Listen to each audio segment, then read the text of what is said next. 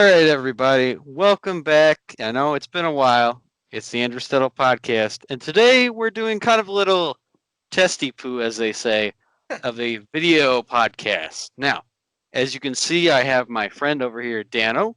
Dano, how are you doing today, buddy? I'm okay. Doing good. That's good, man. That's good. You got to be careful in these streets, as they say. It's going a little crazy. A little It crazy is. today. It is, and it's you've seen a lot of craziness over the last couple of weeks, and of course, we're 2020 is going to be memorable for all kinds of reasons if we can get through it, and because we can't remember it if we don't make it through. So let's truck it on through. The only fear that I've concerned myself with, or if the Mayans were there was a dyslexic guy doing the calendar, and he actually meant 2021 instead of 2012. But uh, but Well, anyway, it's we'll see. It's funny that you even mentioned that. Apparently, there's a theory. Now, this is a theory going around that they did mess up on that, and now it's all of a sudden 2020, I guess. But that's just a theory, so I'm Yeah, not sure that is. yeah, it's just madness, man. But yeah, we'll get into some of that, I'm sure. So, but other than that, man, yeah, today's been all right. My co-host for my on-air show here in Brownwood, Tanner, was actually in the Austin area. He had to go down and get his Oh, MRI. But he's been doing good, and talked a little bit what I think is exciting news of the day, and I'll go ahead and tell you, is that Forrest Finn's treasure has been found. Are you familiar with that? yeah, actually, I would like you to educate me on that, sir. I'm not aware. Okay, Please. so over a decade ago, Forrest Finn, an author, had been diagnosed with a terminal illness and hid a treasure in the Rocky Mountains that over 350,000 people have gone looking for. And he left a poem that also he actually got over his diagnosis, but he actually posted today that he had been sent a photo of the chest of $1 million of gold or whatever it is, $1 million treasure had finally been found after all this time. But like hundreds and thousands of people have been looking for this thing. I only know much about it because I know it's been it's inspired a few things. I think even some aspects of Fallout New Vegas might have even been reminiscent of it, just a little bit. And then you've got, uh, even though it wasn't Nevada, it was not the Nevada desert, it was New Mexico. But anyway, or the Rocky Mountains, basically. So anyway, it's a pretty intriguing story. If you ever look at Forrest Finn, and there was a poem that he left that gave clues of where to find it. And so that it's been found. We don't know what the finder is going to do with it. It was an anonymous photo that got sent to Forrest. Hmm. So we'll see. It was part of a radio drama that I was originally a part of earlier this or towards the end of last year. That it kind of got rewritten a little bit and the characters changed up a bit, but that's where I really learned about it. Was like, wow, it's like half of the story was involving the idea of treasure hunting, urban treasure hunting, or whatever. So pretty See, I interesting thought stuff. I thought you were just messing with me. That this is some Goonie shit or something. But No, you no, you're really laying it out, man. no, for real. It's yeah. Check it out sometime. If it's a pretty interesting story.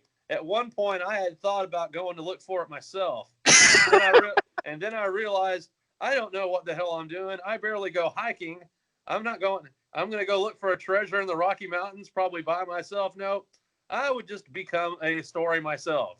Missing wizard, lost forever in the mountains. Well, you just be doing some Sid Meier's pirate shits, man. You just be going out there digging it up. Yeah, it would be a really poor imitation of Minecraft with my little pixelated beard, uh, trying to dig. And it wasn't even something you dug up. Evidently it was just sitting among some right in the middle of like some vegetation. Wait, Like, like he just hid that shit out in like broad daylight? Really? well, yeah, but it was in the Seriously? middle, but also in the middle of nowhere. So it's like you had to go look for it. And evidently it was something. Yeah, you could find it. But yeah. Anyway, fun story. You might follow up on that when you get done and read about it. It's pretty Dude, interesting I stuff. And I gotta it'll read get up you. on that. You'll fall down the rabbit hole, though. I'm warning you right now. Because once you look up you're going to start looking up what other treasures are out there that haven't been found yet. and then you're going to go down the hidden treasures across the world rabbit hole, and then you're going to find yourself thinking, well, I've got some vacation time coming up. Well, I guess it's time for me to go on my own little gold rush, Yeah, we could dress like hobbits and bring Tex along, and we can just truck across America. We have to go barefoot, but anyway. I mean, I think I'll call up Corey Philman. Maybe he'll be interested. Oh yeah, there you go. Oh my lord, Jesus! Speaking of, little hidden gems, this is a hidden gem. Oh, Right? nice, very nice. And segueing into our next subject, Dano, what's some music that you've been listening to get you through these times, man?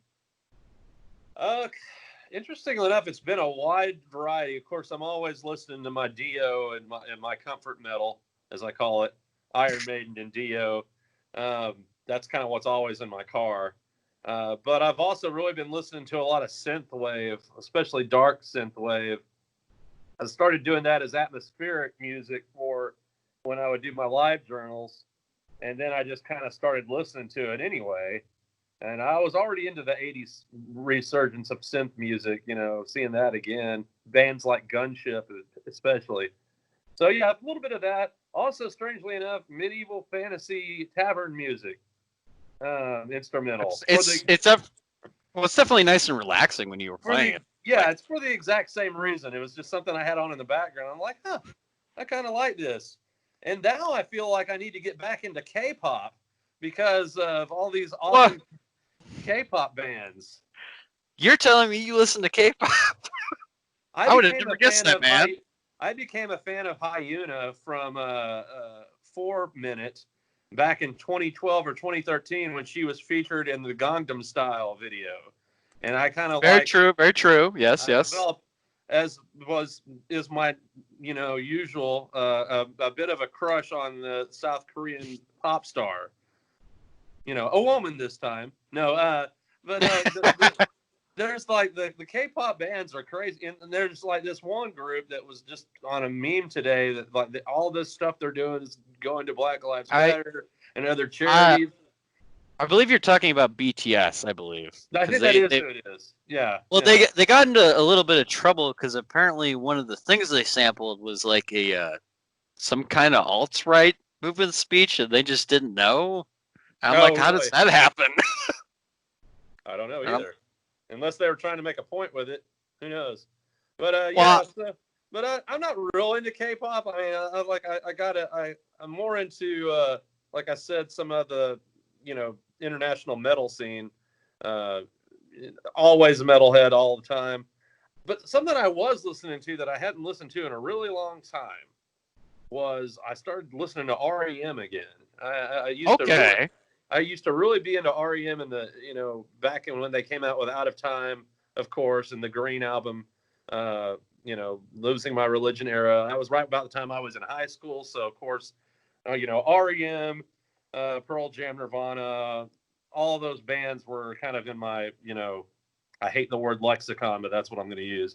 And Rolodex, whatever the hell, card catalog, bookshelf, whatever. Anyway, but REM, man, they've, dude, some of their early stuff especially is just. Oh, dude, they blended like rock stuff, pop stuff. They blended so many different things, that were inspired by other bands as well. But they did it in like a cool little neat way.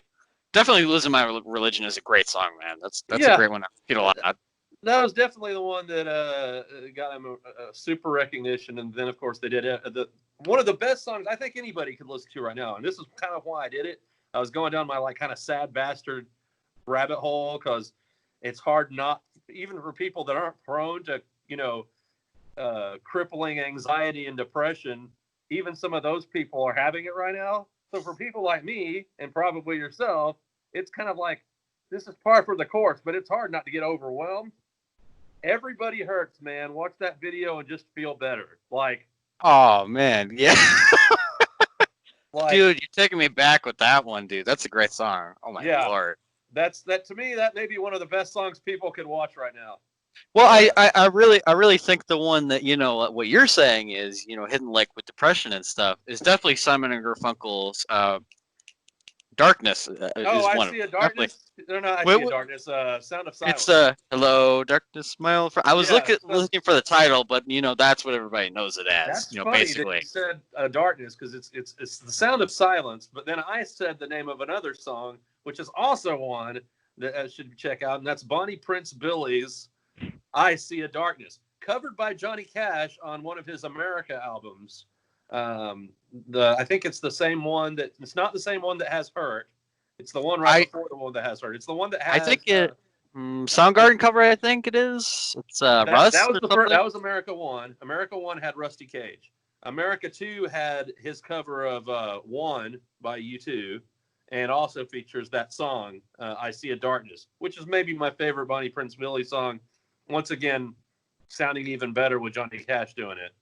Well, it is weird. Isn't it weird though how he he was famous for a while, and then once he started making more modern covers, he seemed to get kind of up before he died. It was weird. That was the thing. He wanted to do these songs that I guess I think when I read what he had written about that, songs that he was listening to that he wanted to do versions of, and songs that meant stuff to him.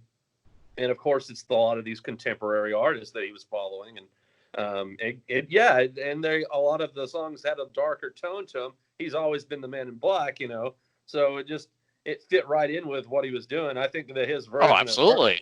obviously, his version of Hurt is extremely powerful. One of the last videos he did, or maybe the last video, and Well, it it was even got to the point where Trent Reznor was like, oh my god, it's so much better than what I did. well, that's funny, and also you'll notice this that Trent Reznor now, whenever he appeared on something performing that live, and he actually changed because Johnny Cash had changed the words Correct, he did. to "Crown of Thorns" instead of "Crown of Shit," and Trent Reznor changed it. He started doing it that way afterwards. So Well, the way I see it is people can change. There's plenty of artists.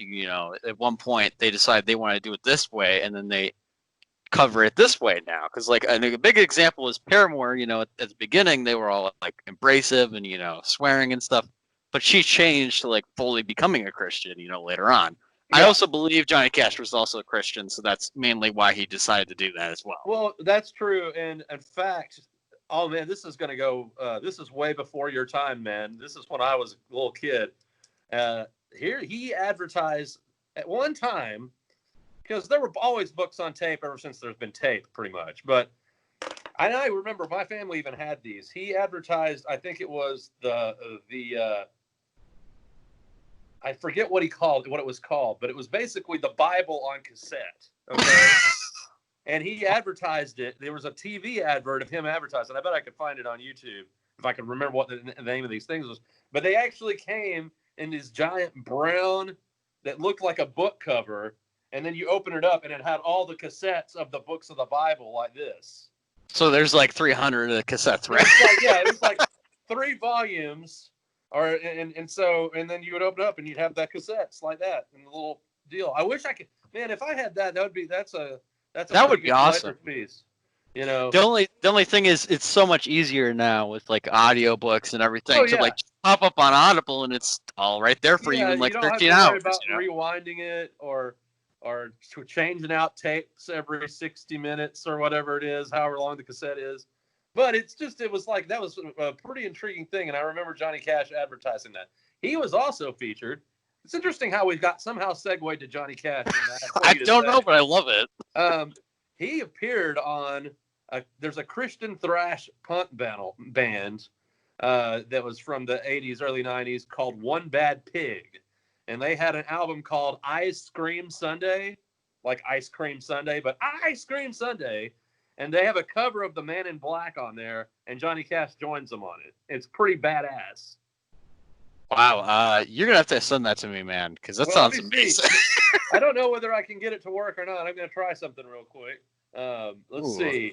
One Bad experimental. Pig, Men in Black. Oh, I'm sure it's on YouTube, dude. I'm sure Well, I'm some. seeing I'm seeing if I can play a little bit of it without it. I said one mad big instead of pig. One mad, not one mad big. One Careful, mad pig. Dano. It's the internet. I know. I gotta be careful.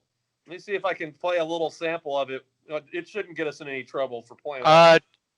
Just keep it under like 7 seconds. Yeah. Be all right. Get to Yeah, a good. let's see. And why does my appearance seem to have a soul at all? There's a reason for the things that I have owned.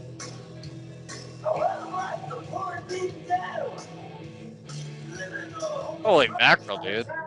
Yeah, it's pretty wild, man. One bad pig, ice cream sundae. Check it out. One bag pig. Believe it or not, man. Yeah, I saw your expression when I said Christian thrash punk band. I mean, I know Creed was like I guess metal rock band, but that's not thrash. Creed was a mainstream rock band that had Christian connotations. There is a whole genre of Christian metal that I could go into because that's what I was allowed to listen to. My dad didn't really they didn't like me listening to metal much anyway, but I could listen to it because, well, at least it has scripture. And so there was a Christian like real thrash metal band called Tourniquet, which I still have a T-shirt for. There was the band Mortification, Christian death metal band. Also, let's see, Vengeance Rising. Vengeance Rising is a whole other story in and of itself. We could do a whole episode on Vengeance Rising, so I'm going to leave that one alone because it's just too weird a story. Savior Machine, Gothic Christian metal, one of my favorite bands still to this day. Circle of Dust, industrial metal. Circle of Dust is Clayton. He went on to be Cell Dweller, who did like the song Switchback for the Spider-Man movie. He's done lots of video game soundtracks. There's a whole documentary about Cell Dweller and Circle of Dust. There's ton, dude. I could go down the list because We could like. I did that whole thing. Dude, I was more into like stuff like POD and stuff like that, which was considered Christian. POD was. POD kind of blended like elements of metal, elements of rap, elements of rock, all in like one little thing in their own way. I think you saw that happening more and more because it was a kind of a weird window there. It was like right at the end of the 80s when metal was like super evil. So it was the idea of bands like Stryper doing the album To Hell with the Devil that were trying to turn it on its head, and they actually had some mainstream success. But then you saw most Christian metal or music was going way towards praise and worship or adult contemporary, and then the bands that were kind of in those other categories became more secular, but they still had those themes. So you got Puddle of Mud, or not Puddle of Mud, God No. Not Puddle of Mud. Oh, probably needs to find Jesus. No, POD and in Creed to an extent. Bands like King's X that continued on. And you would see it more other artists like doing more spiritual songs. And you've always seen that. Heck, I once did a whole paper in English class at Howard Payne how Black Sabbath was not only the first metal band, but the first Christian metal band because they had the song Lord of This World and After Forever. So anyway. You're not incorrect about that, but if you say that statement, people are going to crucify you. I also did want to point out the band Red, which could be also labeled a Christian band or also a metal band or whatever you want it to be. It is kind of whatever. The members are Christian though, but mostly they don't sound like the traditional sense of a Christian band, but they have a lot of metal influences, a lot of rock influences. And people argue about it. I was glad you brought up Paramore right at the beginning, just because that's one of the bands that, because I have to hear hot AC format music all day long. So I'm hearing all the stuff I can't really stand, but Paramore would occasionally come on and save the day. Dude, Paramore, amazing, man. They're amazing. But I love what they've become now. Like they've become this like kind of poppy, like 80s rock type of thing. And I'm like, that's not what they were. They were like punk at first and like kind of poppy. But now they're just like 80s type inspired like pop music, and I love it. It's great, man. Oh yeah, for sure. I see why it didn't sell so well because they they had done punk music for so long, and then they just come out with this like 80s synthesizer type music. Yeah, it's always weird when a band does a transitional thing and goes and does kind of a different direction, and sometimes people get upset and some people like it. There's bands that do it well. I think that Pearl Jam adding some electronic elements on their most recent release, especially with Dance of Oh, Clairvoyance. you mean this? Yeah, that was awesome. Of course, they reinvent themselves every time they do anything. Bands that have done it, I guess, well for mainstream audiences that I'm not particularly a big fan of. Green Day has evolved with the times better than just about anybody. I'm not a big fan, but they definitely have made themselves. They reinvent themselves and make themselves Well, relevant to pop scene all the time. It's so oh, I'm funny that a glad. band that was so punk has become so pop.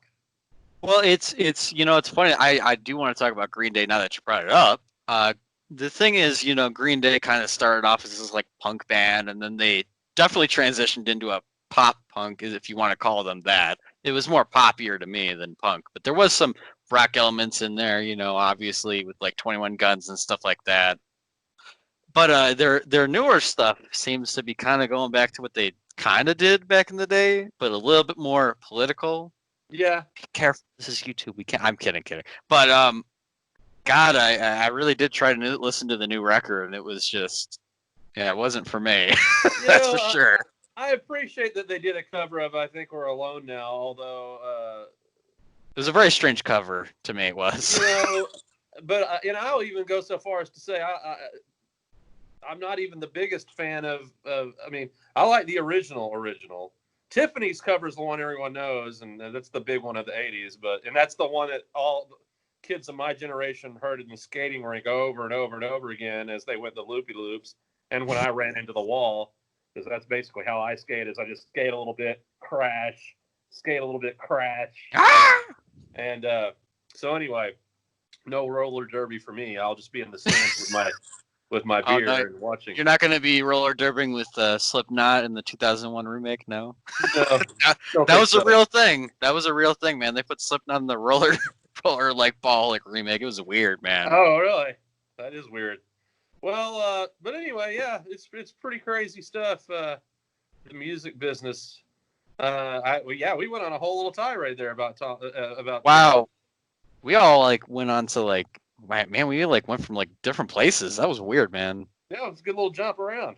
But I guess I'll finally, now that we're done with that little rant, I'll discuss some albums over here that I have set up here to talk about real quick. Okay. The first one I want to talk about is Jack Boys. Jack Boys. Now, if you're not familiar with Jack Boys is Travis Scott's music label, so that's like a sampler over there. I think it's a really unique release from last year that finally made it to vinyl. I was like so happy when I saw it. I was like, oh my god, yes.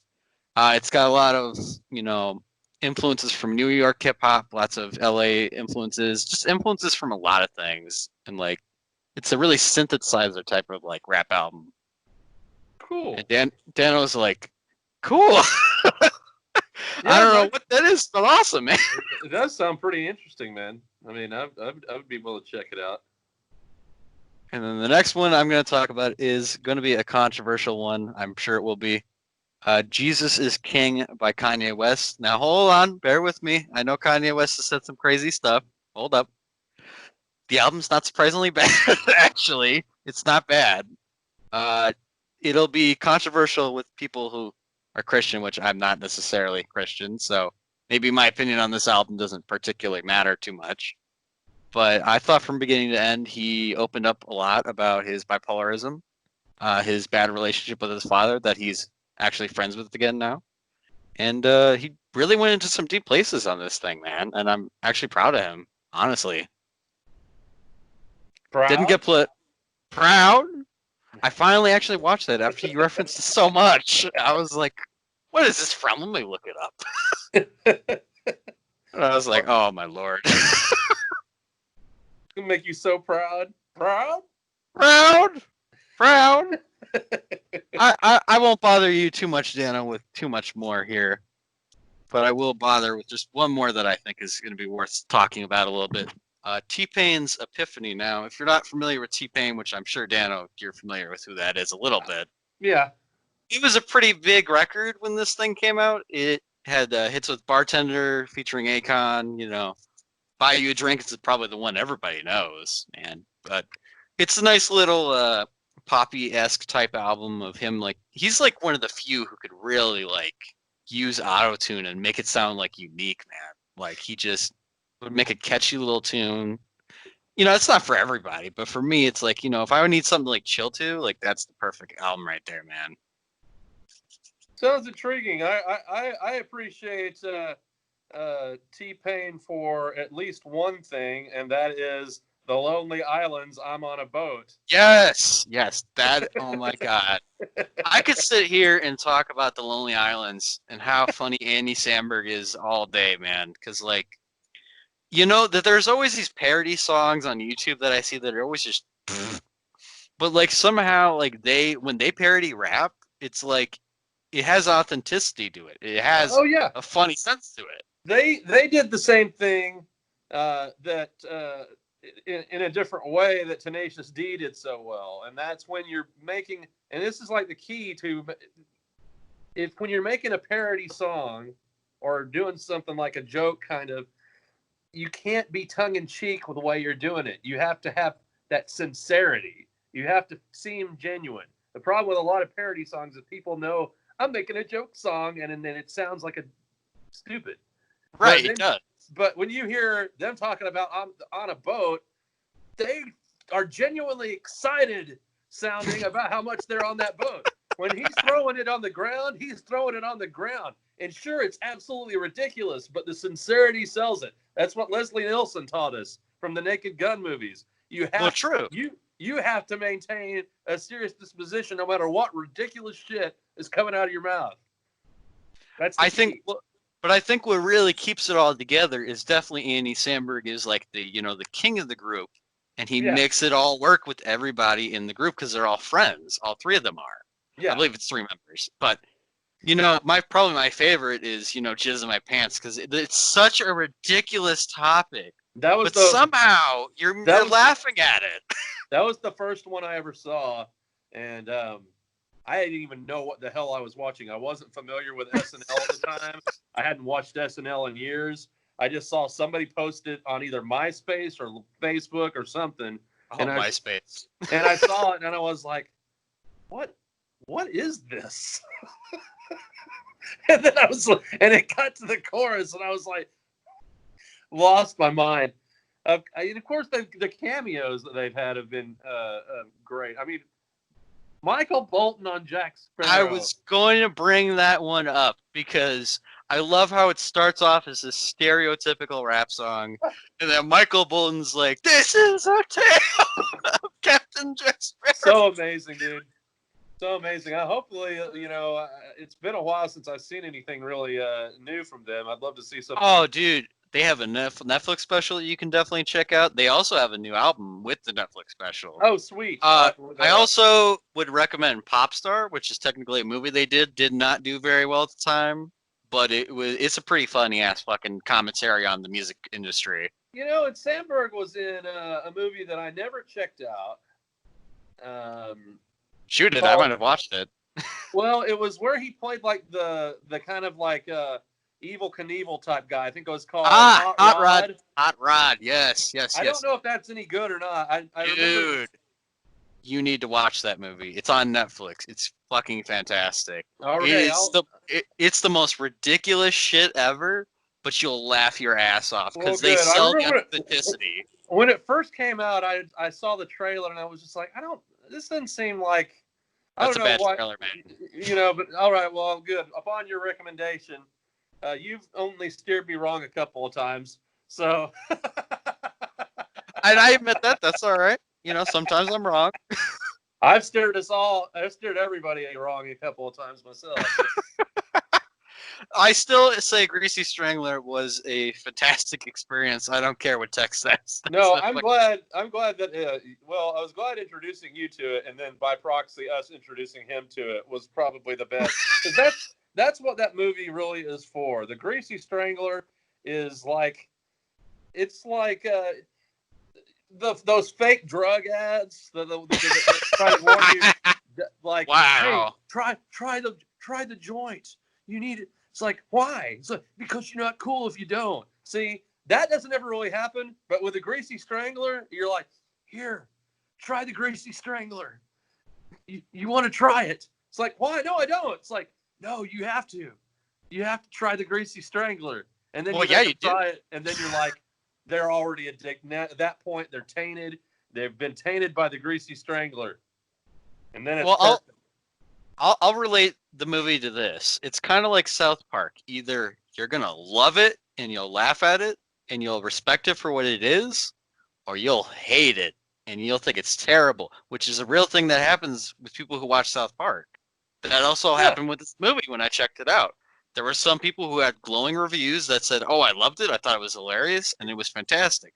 And then there were people who said it was gross and one star bombed it on IMDb, which I thought was going to happen, you know. You know, it's one of those movies that some people watch it and they try to protect other people from, and it's the movie that other people watch and they're like, no one's Well, safe. I'll tell you, everybody says that Midsummer is a fucked up movie. No, you haven't seen shit until you've watched Greasy Strangler, my dude. I'll tell you that right now. It's surprising how much like practical effects work went into it. Like, it's clear that, Elijah Wood, who put money forward towards it, was like, True. I want you to use practical effects. Of course, the CGI later in the movie, that's a spoiler. We're not going to talk about it. But it gets off on a lot of things. It gets off on weirdness Am I doing alone. it right, Janet? I don't know if I, I'm doing it right, Janet. Janet, but am I I think doing it right? I think something that's really genuinely good about the movie, and some people might be interested in it more than the movie itself, is the soundtrack. The soundtrack is fantastic. I remember It's you really pointing good. that out as in the first watching. I remember you just being like, "Ooh, this soundtrack's really awesome." I'm like throughout the whole movie, like I'd hear you come through the microphone. This soundtrack kicks ass. Like it was pretty fun. Well, anyway, It, yeah, we've already talked. I think we've talked about Greasy Strangler enough in the past. If you want to hear about us talk about Greasy Strangler, feel free to look up one of the old video store oh graveyards. my lord. I think it was like episode 2 or 3. I think it was episode. Oh, was it episode 1? I think it was. No, you know what, dude? It's been. Oh, that was so long Two or ago. three. That was years ago. Well, Yep, that was it old. it's funny. We off of the air, we've been talking about it, and the more I thought about it the other day, I think you're probably right. We probably need to do something with it, especially after my conversation with you the other day. I was like thinking about it, and you know what? I think we probably ought to do this again. Oh Let me my make that. god. Announcement time! It's I think back! I think we, well, I don't know yet. I don't know when or No, how, no, no. but it's in some incarnation in the future. I think it would be worthwhile to do, and because it's definitely a labor of love, and sometimes a labor of hate. No, it's a labor of pain, a labor of suffering, but it's also a labor of fun. So, which doesn't make it labor at all. Oh, what the hell Exactly. am I talking? Whatever the hell I'm talking about, it's fun to You are do. you are saying whatever you wanted on your brain. So So, so, that's so what you're doing, brother. maybe sometime before the end of the year, maybe even before all this COVID stuff's over, if we have another year after this, but maybe before the end of the year, we'll come back once more with the almighty Triforce and watch some stupid movies for people. I really hope we do. Speaking of stupid stuff, have you you know what? I hate to get political here. Have you seen what's going on in the news, man? Well, I can't help. I mean, I'm surrounded by it here at News Talk. So, I mean, the last 2 weeks have been madness. There's been, uh, it's kind of weird. I was just talking about this on the air. There was a whole Facebook thing I have read off, but I was gonna save it to play back later about all the positive stuff that's come out of this. There's been a whole lot of pain and a whole lot of attention drawn, but also there seems to be genuinely good things happening as a result of something awful. People are finally kind of waking up and seeing stuff in a different way. Well, yeah, dude. The thing is, what the important thing is like, I'm gonna tell you something right now. Something has to change. And what I'm tired of year after year, day after day, every year I have to see somebody shot by a police officer, and the police officer gets away with it because it's his job. I'm tired of seeing humans die that had a life, that had a kid. Somebody lost a mother, somebody lost a father every year, man. I'm sick and Yeah. tired of this shit. Yeah, I hear you, buddy. I hear you. Yeah, it's wild, man. And I wish I had the paper here that said just all the stuff. It's seeing the world as a whole, like people in other countries, like all the countries, so in solidarity. And I don't know whether you had a chance to watch it last yet, but if you haven't, check out John Oliver from last week's Oh, live. dude. He's been a saving grace for this whole thing. He gives a point and he gives an answer. And Yeah, he didn't necessarily have the correct answer to, yeah. solve this. Well, that was a powerful monologue he did on this last weekend, and somebody shared it online on Facebook earlier. They apologized in advance for the profanity, but at the same time, this is important to watch, and it's a time for profanity. I think Well, we got to get the emotions are strong, and you got to get points across sometimes, and sometimes, that's just the way to do it. Like I know that my sister got you know it's caused conflict, but definitely amongst friendships and friends and strains on things. Not necessarily because um, I don't know why that people feel the need to try to disagree or argue or start saying George Soros or Antifa or some nonsense on your Facebook post or on somebody else's.